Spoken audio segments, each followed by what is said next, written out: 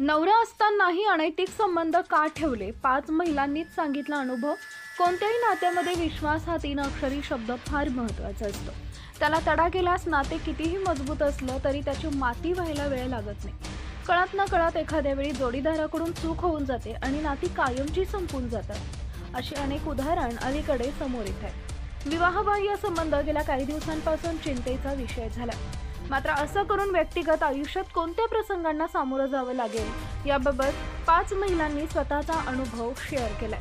35 वर्षाची स्नेहा म्हणते की माझ्या नवऱ्यानं त्याच्या सेक्रेटरी सोबत संबंध होते आणि तो माझी फसवणूक करत होता. हे सर्व पाहून मी ठरवलं की यापुढे एक चांगली पत्नी असल्याचं ढोंग करू शकत नाही आणि त्याचा विश्वास तोडण्यासाठी मी दुसऱ्यासोबत वन नाईट स्टँड देखील केला आणि त्याबद्दल मला कोणताही पश्चाताप नाही. या सगळ्यात आम्ही रडलो आणि एकमेकांवर आरोप केले, तथापि आम्ही ते समान मानले आणि मूव्ह होण्याचा निर्णय घेतला. 37 वर्षीय कशिश म्हणते की मी माझ्या पतीला फसवलं कारण त्यानं माझ्याकडे क्वचित लक्ष दिलं किंवा माझ्याकडे प्रेमानं पाहिलं. मला त्याच्याकडे प्रेम आणि आपुलकीची भीक मागायची नव्हती, म्हणून एकदा का मी त्याला फसवलं. पण हे केल्यानंतर मला खूप वाईट वाटलं आणि माझ्या पतीला सर्व काही सांगितलं. तेव्हापासून आमचं लग्न सक्तीच्या नात्यासारखं चाललंय. माझ्या नवऱ्यानं मला विचारलंही नाही की मी असं का केलं. 44 वर्षीय तनिषा म्हणाली की आपल्या वैवाहिक जीवनाविषयी बोलताना एक काळ असा होता की मला माझ्या पतीच्या फसवणुकीची माहिती मिळाली. मग मी त्याच्याशी बोलणे पूर्णपणे बंद केलं. मी गरजेच्या गोष्टी मेसेजद्वारे सांगायचो कारण मला त्याच्याशी बोलून खूप वाईट वाटलं की त्यानं माझी फसवणूक केली.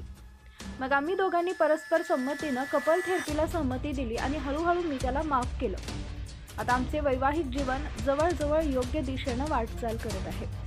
42 वर्षीय सृष्टी सांगते की फसवणूक केल्यानंतर जोडीदाराला सोडणं इतकं सोपं नसतं. ती म्हणते की दुर्दैवानं कॉलेजमध्ये माझ्या पतीला भेटल्यापासून तो माझ्यासाठी सर्वस्व होता. तुमच्यासोबत 2 दशकाहून अधिक काळ घालवलेला तुमचा जोडीदार तुमची फसवणूक करत आहे यावर विश्वास ठेवणं फार कठीण आहे. मी माझ्या पतीवर यापुढे अजिबात विश्वास ठेवू शकत नाही. तो कितीही म्हणत असला तरी तो यापुढे माझी फसवणूक करत नाही. मला त्याच्यावर विश्वास ठेवायचा नाही. मला त्याला सोडायचं आहे, पण मला भीती वाटते की मला एकटं सोडलं जाईल.